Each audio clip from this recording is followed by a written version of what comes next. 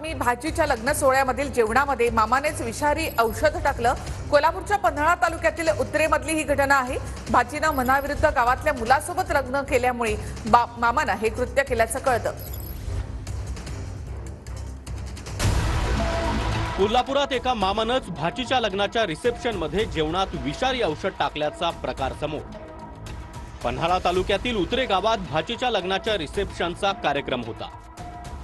जेवणात विषारी औषध टाकणाऱ्या मामाचं महेश ज्योतिराम पाटील असं नाव आहे। भाचीनं आपल्या मर्जीविरोधात लग्न केल्यानं मामा महेश ज्योतिराम पाटलांचा लग्नाला विरोध होता। आठवड्याभरापूर्वीच भाचीनं गावातीलच मुलासोबत पळून जाऊन लग्न केलं। पळून जाऊन लग्न केलेल्या त्या मुलीच्या घरच्यांनी तिचं हे लग्न स्वीकारलं। आठवड्याभरानंतर घरच्यांनी गावकऱ्यांसाठी भोजन समारंभाचं आयोजन केलं। मात्र रिसेप्शनच्या जेवणात मुलीवर राग काढण्यासाठी मामानं विषारी औषध टाकलं। विषारी औषध टाकताना आचार्यानं पाहिलं आणि भांडाफोड झाला, त्यामुळे मामा फरार झाला। आचार्यानं वेळीच हा सर्व प्रकार पाहिल्यानं मोठा अनर्थ टळला। प्रेम करून लग्न करण्याची शिक्षा मुलीच्या कुटुंबाबरोबर सर्वांनाच मोजावी लागली असती।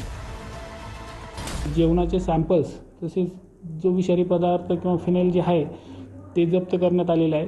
त्या संदर्भात केमिकल अनालायझर पाठवून त्या संदर्भात विषारी पदार्थ कोणता होता, तसेच आरोपीची जी गाडी आहे ती गाडी जप्त करण्यात आलेली आहे। आरोपीच्या शोधाकरता पन्हाळा पोलीस स्टेशनकडून